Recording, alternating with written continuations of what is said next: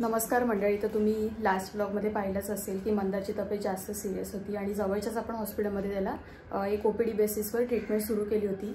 आणि आज पुन्हा सेम डेलाच आम्ही रिटर्न घरी आलो आहे, कारण आम्हाला जायचं आहे KEMला. मी तुम्हाला म्हटलं होतं की आपल्याला KEMला जावं लागेल, कारण दुसरा ऑप्शनच नाही आहे. कारण 2 वीकपासून सतत त्याचं लूज मोशन वगैरे सुरू आहे आणि सतत वीकनेस आणि सगळ्या गोष्टी सुरू आहेत, त्याच्यामुळे KEMला आपल्याला जावंच लागेल.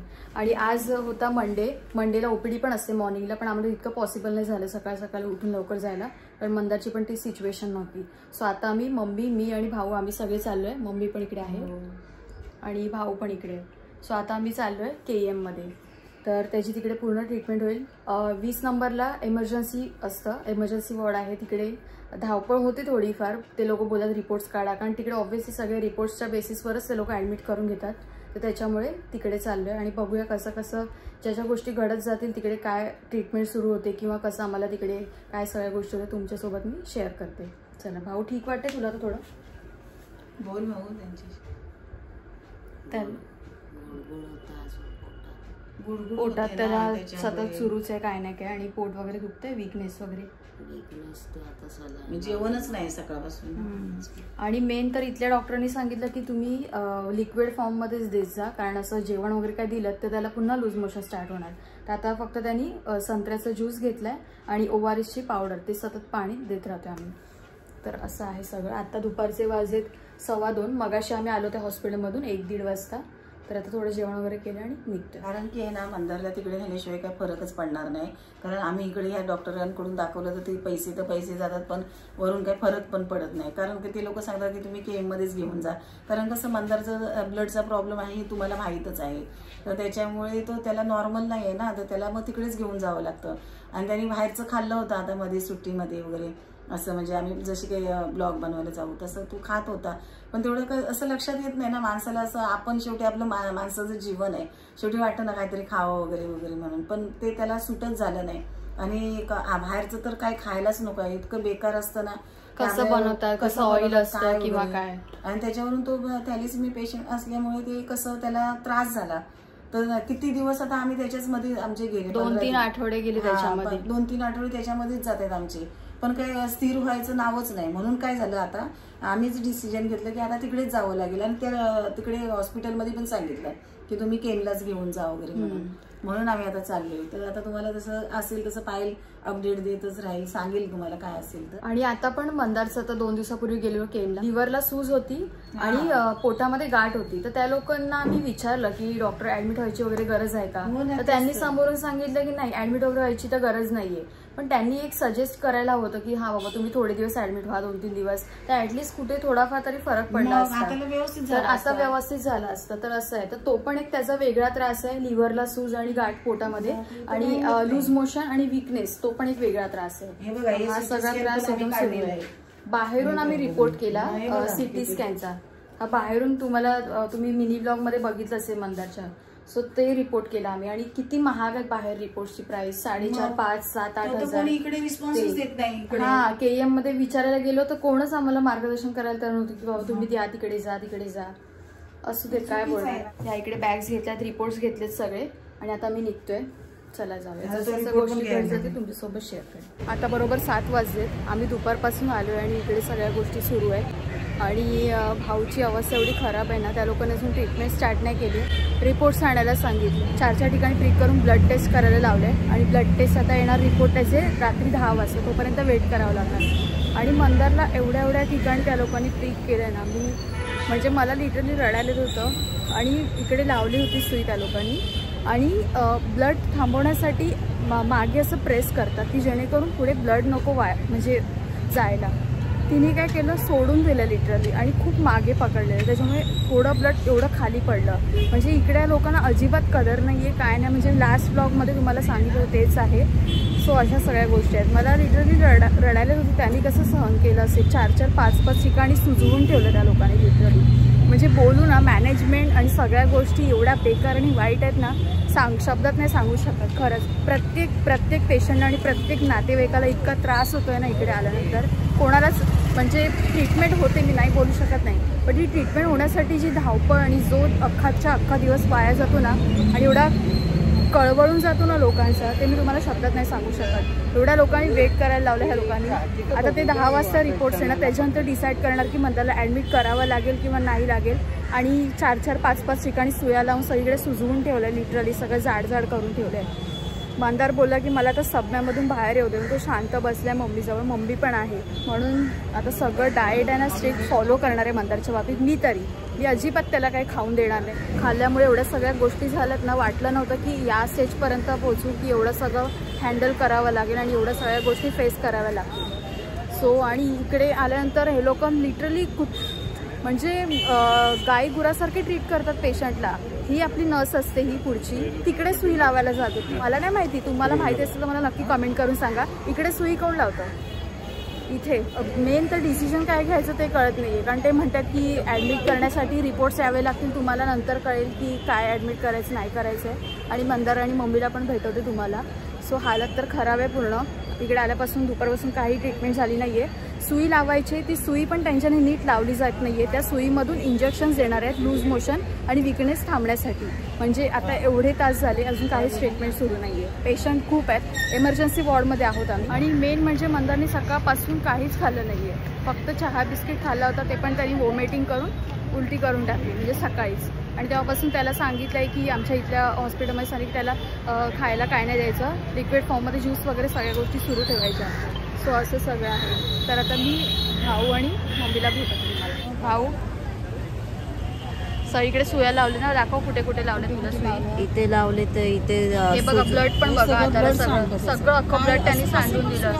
काय बोलणार, इथे लावलंय, सुई पण चांगली लावायला पाहिजे. इथे पण लावलं, इथे पण लावलं आणि इथे पण लावलं. सगळीकडे ब्लड करून टाकलंय सगळीकडे, पूर्ण हात सुजलाय. तो पण खूप कंटाळला आणि त्याचे हात वगैरे दुखायला लागले लिटरली. मम्मी पण वैतागले. म्हणजे आतमध्ये काही मला म्हणायचं की पहिल्यासारखे डॉक्टरच नाही राहिलेत आता. बोलतात नंतर या म्हणून, थोड्या वेळाने. काहीच सिच्युएशन आहे, प्रत्येकाने आपापली तब्येत सांभाळा. खरंच मला तर एवढं वाटतं खाण्यापिण्यामध्ये खरंच खूप हे करायला पाहिजे. कारण की ना इथे एकदम नुसती म्हणजे गाई गुरांना कशी इंजेक्शन, तेच बोलली मी. आणि सगळं ब्लड खाली तिने पकडलंय कुठे एकदम मागे, सगळी बोटं रक्तानी भिजलेत. म्हणजे काय बोलणार, सहन करतोय सगळं. काय बोलणार, काय नाही भाऊ, टेन्शन नको घेऊ. इथून पुढे सगळ्यांना प्रॉमिस कर की मी बाहेरचं काही खाणार नाही. सांग सर्वांना मी नाही खाणार म्हणून. बाहेरचं खाल्ल्याने झालंय सगळं. आणि मग सगळ्यांना त्रास होतो ना. मम्मी पण आम्ही दुपारी जेवलं तेवढं, अजून काय पाणी आणि फक्त पाणी आहे. आणि अख्खी सुट्टी अशीच गेली, अशीच गेली. हाय कुठे फिरायला नाही का, कुठे जायला नाही का, कुठे काय. सँडविच पण घरात करून आता बोलतोय सँडविच पण घरात करून खाय. आणि इकडे बसायला पण ऍक्च्युली सुविधा वगैरे काहीच नाहीये. बघा ना, सगळं बाहेर असंच मोकळं आहे. इकडे पण ते झाडाच्या इकडे खाली जागा, तिकडे बसलोय. म्हणजे बसायला वगैरे पण काहीच नाहीये. ठीक आहे चालेल, बस तू थोडं शांत. त्याला आत्ताच सुया लावून आलो म्हणून तो थोडा शांत बसलाय. तू रेस्ट कर, ठीक आहे. आणि मित्रांनो, अजून एक मला पॉईंट इकडे मांडायचं आहे की ना, मी बघते म्हणजे भरपूर दिवसापासून, आम्ही मागे पण आलो होतो, 1 आठवडा झाला. सेम डॉक्टर, म्हणजे ते त्यांचा केसांचा पत्ता नसतो, त्यांचा कपड्यांचा पत्ता नसतो आणि तेच आमच्यावर ट्रीटमेंट करतात. म्हणजे तुम्ही बदलत जा. डॉक्टर आहेत ना, एक दिवस दुसऱ्या दिवशी दुसरा, असं काहीतरी करत जा. 24 तास वर्षाचे 12 महिने तुम्ही त्याच डॉक्टरांना ठेवणार, त्यांना ना आराम, मग त्यांचा धूर दुसऱ्यांवर निघतो. अशा सगळ्या गोष्टी होतात. आणि ते पण नीट ट्रीटमेंट. हे घे पकड, रेकॉर्डिंग करू नका म्हणते. आणि तसं पण तिकडे अशा सगळ्या गोष्टी आहेत. म्हणजे तुम्ही चेंज करत राहा डॉक्टर वगैरे, असं मला म्हणायचं आहे. की सेम डॉक्टर असते, ते पण भडकलेले असतात, ते पण त्रस्त झालेले असतात. आणि मग पेशंटवर तसा दूर निघतो, व्यवस्थित उपचार होत नाही. सो अशा सगळ्या गोष्टी आहेत. ठीक आहे, मी भेटते तुम्हाला. आता जास्त काय फ्रस्ट्रेट होऊन फायदा नाही आहे. आपल्याला थोडंसं काम होऊन सगळं करावं लागेल. ठीक आहे, आता बरोबर 9:30 झालेत आणि मंदारला ना इंजेक्शन्स वगैरे दिले त्यांनी. इकडे लावले नसेल तर हातातून इंजेक्शन. अभी अच्छा आहे, खोले अभी. पोटात गुंगुळ अजून सुरू आहे. आणि इंजेक्शन्स दिले त्याला आता 4-5 दिले ना इंजेक्शन्स, 1-2 बॉटल्स आणि 4-5 इंजेक्शन्स दिले. तर बघूया आता कसं आहे ते. सो असं आम्ही तिकडे आलो हॉटेलमध्ये, काहीच खाल्लं नाही. दुपारी जेवलो तेवढंच. आणि आता म्हटलं मम्मीला भूक लागली असते सगळ्यांना. आणि भाऊसाठी आम्ही विचार करते भाऊसाठी की काय करावं, डाळ भात वगैरे असं काही ऑर्डर करावं का, पण ते शेवटी बाहेरचंच आहे. तर बघूया कसं काय बघूया. आणि आता ऑर्डर करते. थकलं भरपूर जास्त थकलं आहे. आणि आता रिपोर्ट्स पण आपले येणार आहे ते 10 वाजता रात्री. तर बघूया, अजून एक अर्धा तास आहे, 9:30 झाले. तर रिपोर्ट्स आले तर मी तुम्हाला इन्फॉर्म करते की नक्की काय रिपोर्ट्समध्ये. 11 वाजले आता मित्रांनो, आणि मी रिपोर्ट पण घेऊन आली. तर मग ते म्हणाले की रिपोर्टमध्ये असं काय नाही आहे, पण तुम्ही CBC पुन्हा एकदा टेस्ट करा.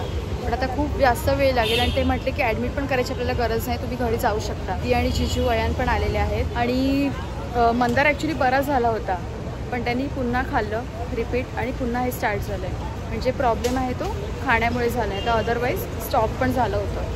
सो त्यांचं तेच म्हणणं आहे की एवढं काही ॲडमिट करायची गरज नाही आहे, सिरियस नाही आहे असं. पण सकाळी खूप जास्त सिरियस होती तब्येत, आणि तशा अवस्थेत आपण डायरेक्ट KEMमध्ये नाही घेऊ शकत. त्याच्यामुळे आम्ही तात्पुरतं एक OPD बेसिसवर ट्रीटमेंट ट्रीटेड केलेली आणि सोबत सलाईन पण लावलेल्या.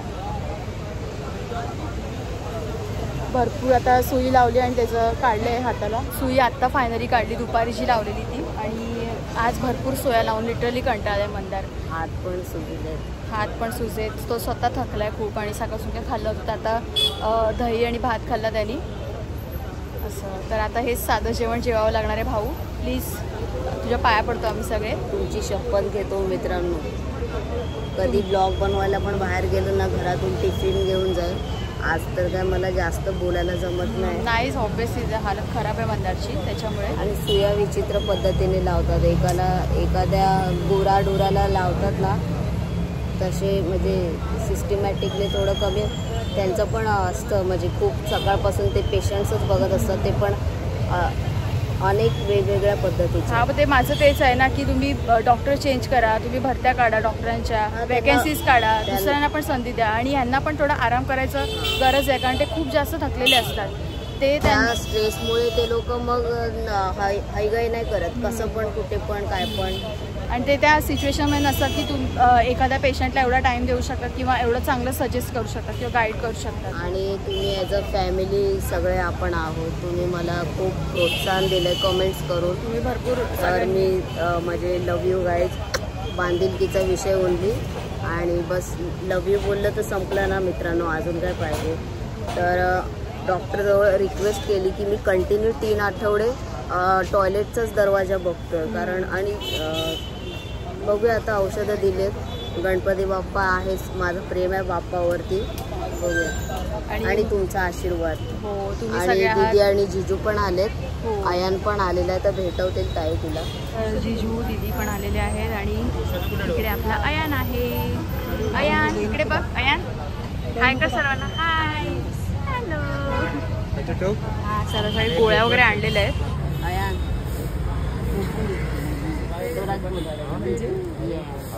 बुबू म्हणजे लागलं. बुबू झाला ना अयान. तर आता मेडिसिन्स वगैरे आणलेले आहेत आणि आता निघायची तयारी. तर घरी जातो. आरामाची सगळ्यांनाच गरज आहे, मेन म्हणजे मम्मी आणि भाऊला. सो चला मित्रांनो, आजचा व्हिडिओ मी इथेच थांबवते. पुढे काय असं अपडेट असेल मी ब्लॉगमध्ये सांगेलच तुम्हाला. पण आता तरी मंदारला डिस्चार्ज मिळालेला आहे KEM हॉस्पिटल.